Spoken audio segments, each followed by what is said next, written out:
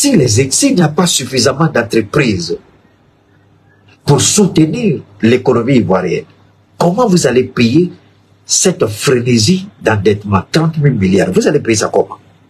Avec seulement... Donc Laurent Gbagbo avait raison alors. Donc Kodé Katina avait raison. Donc vous insultez les gens pour rien alors. Vous n'avez que 180 unités industrielles, alors comment vous allez payer les 30 000 milliards si on n'augmente pas les impôts? Parce qu'arrivé à un moment donné, le FMI dit on ne peut plus vous donner crédit. La Banque mondiale va dire on ne peut plus. Donc on va mettre la Côte d'Ivoire sous pression, ajustement structurel. On va commencer à imposer aux Ivoiriens. Il faut augmenter taxe ceci, il faut augmenter impôt par là. Il faut y accorder sa paix à son âme. Bonjour et bienvenue sur Afrique Diverse TV.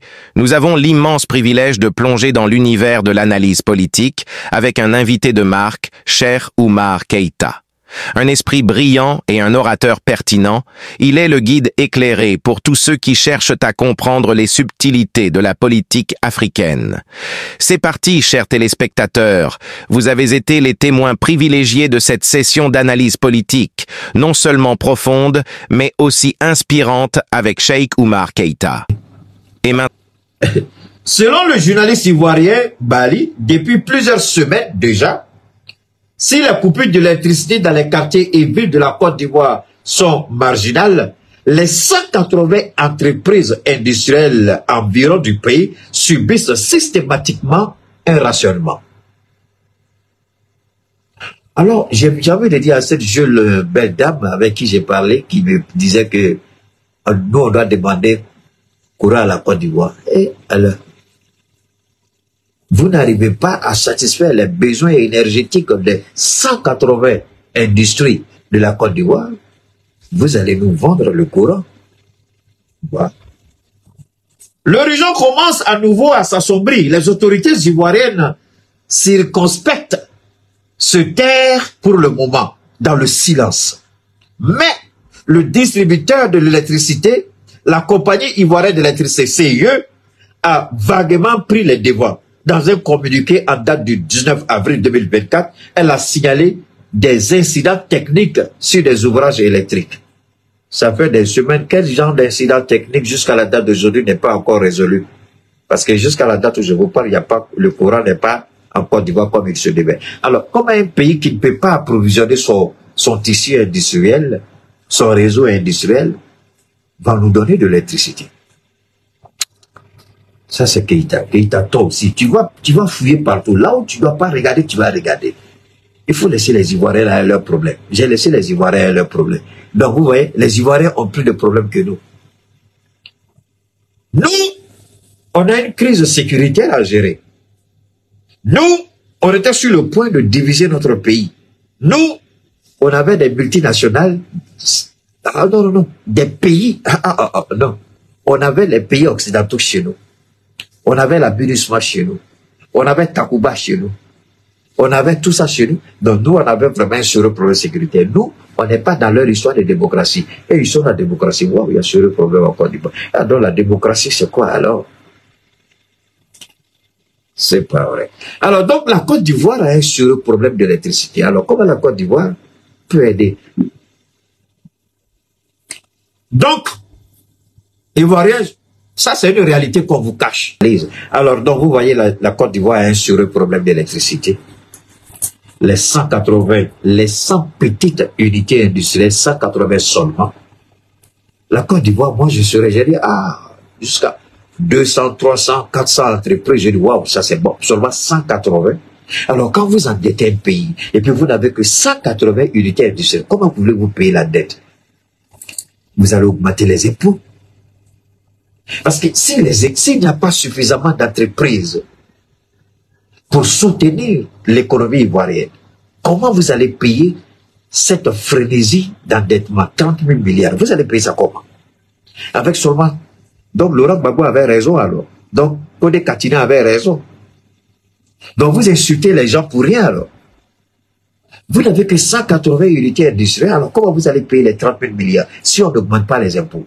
Parce qu'arrivé à un moment donné, le FMI dit on ne peut plus vous donner crédit. La Banque mondiale va dire on ne peut plus. Donc on va mettre la Côte d'Ivoire sous pression, ajustement structurel. On va commencer à imposer aux Ivoiriens. Il faut augmenter taxe ceci, il faut augmenter impôt par là. Il faut y accorder sa paix à son âme. Prions que cela n'arrive pas, parce que si Ouattara ne se ressaisit pas, ça va être compliqué. Alors, on va continuer, on va rapidement s'arrêter ici d'abord. Tous ceux qui se plaignaient de l'assassinat d'Ahmed Bagayoko, on les a tous liquidés dans sa famille. Je crois qu'il y a 2 ou 3 personnes qu'on a liquidées comme ça. Donc, est-ce qu'Alassane Ouattara ne va pas tenter de liquider? Vous avez vu la sécurité d'Ibrahim Traoré? Ça, c'est pas... Les mallettes que vous voyez, généralement, vous voyez les gens qui sont la sécurité qui se trouvent autour d'un président, vous voyez toujours des mallettes. En réalité, c'est pas des mallettes. Ce sont des genres de mallettes anti-balles. On déploie. Une fois qu'il y a un coup de feu net, automatiquement, la mallette se déploie. Donc, la mallette permet de protéger. Même quel que soit le calibre de l'arme qui sera utilisé, on protège tout de suite. Mais quand vous regardez Ibrahim, lui, il a plein. Il y a cette mallette-là, il y a toujours 2 ou 3 qui ont ça autour de lui. Ça forme un genre de protection sur le champ. Bon. Pourquoi ils veulent absolument liquider le capitaine? Je vous ai dit une chose. À l'élection de Diomaye Faye, j'ai dit au monde entier, je dis Alassane Ouattara vient de gagner son ticket pour un 4e mandat. C'était pas évident. Je dis Alassane Ouattara vient de gagner son ticket pour un 4e mandat. Parce que maintenant, là, il sera celui qui va défendre les intérêts et faire en sorte que l'intention du Sénégal de renégocier le CFA ou de sortir du franc CFA pour que lui, il puisse empiéter au maximum. Oufo, il a dit. Oufo, il a dit. Oufo, il a dit. On peut retarder le progrès, on ne peut pas empêcher le progrès. Qu'est-ce que 20 ans dans la vie d'un peuple? Je vous ai pas fait écouter ça. Alors, si ce tombe-là dit qu'il est oufouitiste, c'est un menteur, c'est un criminel, c'est un vaurien, c'est un assassin, il ment. Sinon, il aurait compris le message de fou. On peut retarder, on ne peut pas empêcher. Il peut retarder. Il peut faire là, il n'est pas immortel, ce vieillard escroc. Quand il se regarde là, quand il venait en politique en Côte d'Ivoire, là, c'est comme ça il était. Quand il prenait le pouvoir dans le sang, en enjambant les 3000 morts en 2010, 2011 là. Aujourd'hui, en 2024, là, c'est comme ça il est. Il voit pas qu'il est défiguré, il voit pas qu'il vieillit. Alors, tu peux retarder, mais tu ne peux pas empêcher.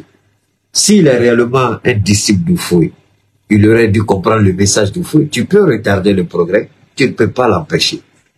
Alors, est-ce que Alassane Ouattara peut empêcher le Sénégal de sortir du franc CFA? Il peut retarder pour quelques mois, quelques jours peut-être, mais il ne pourra pas l'empêcher. Donc, dans sa petite tête de moineau, où c'est l'eau seulement qui est dedans, il n'y a même pas une matière grise dedans, il a du mal à comprendre, il a du mal à accepter, il a du mal à se projeter dans l'histoire. J'ai suivi, je crois que c'était à Dubaï, j'ai suivi à Dubaï une rencontre où l'ancien vice-président Dick Cheney et un ancien ambassadeur chinois, on les a appelés dans un forum pour parler économie. Dick Cheney, il est venu avec son papier, il a lu, quand il a fini de lire, le Chinois lui a dit, monsieur l'ancien vice-président des États-Unis, vous ne connaissez même pas l'histoire de votre propre pays. Les États-Unis étaient une colonie anglaise. Vous avez été colonisé. Vous semblez ignorer cela. Vous qui avez été colonisé, vous vous êtes battu pour vous décoloniser. Pourquoi vous voulez imposer un système de colonisation économique aux autres pays? Devant le parterre d'hommes d'affaires, d'émis, de ces hommes-là du Moyen-Orient, tous étaient assis ici, ils sont assis à leur tunique blanche là, ils sont tous, et puis regardez, les gens avaient la bouche ouverte et puis ils écoutaient l'ambassadeur chinois. Il dit, mais pourquoi vous avez une mémoire courte? Pourquoi vous ne comprenez pas les choses? Connaître son histoire est fondamental pour gérer un pays. Et visiblement, ce monsieur-là, comme il est apatride, on ne sait pas s'il est burkinabé, s'il est ivoirien, il ne connaît pas son histoire, je parle d'Alassane Ouattara. Sinon, il aurait fait preuve d'une intelligence et comprendre certaines choses. Donc aujourd'hui, ce dont il est question, la France dit, le ministre français des armées a annoncé la création d'une force armée européenne dans le Sahel.